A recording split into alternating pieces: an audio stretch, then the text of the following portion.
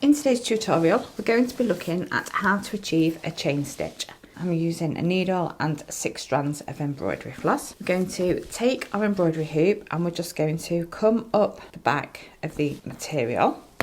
And then we're going to go down again very close to the stitch that we've just made. And we're going to pull the embroidery floss through.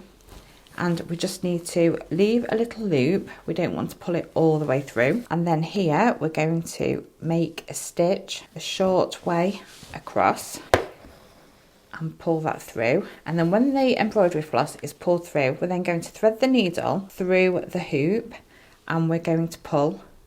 And as you can see, that's going to make like a little chain loop. So for the next one, we're going to go back down the material very close to where the embroidery floss has come up. And then we're going to thread that down. Again, we're going to leave a loop and we're going to make a stitch a little way across. We're going to pull that up and then we're going to thread our needle through the hoop and pull. And it is really starting to make our chain stitch form now. So again, we're going to go back down, leave our hoop, come up the back of the material, threading the needle through the hoop and gently pulling. It probably is one of the more difficult stitches, but once you get into it and get your rhythm and a bit of a flow going, it is relatively quite easy. And again, it makes a very pretty stitch.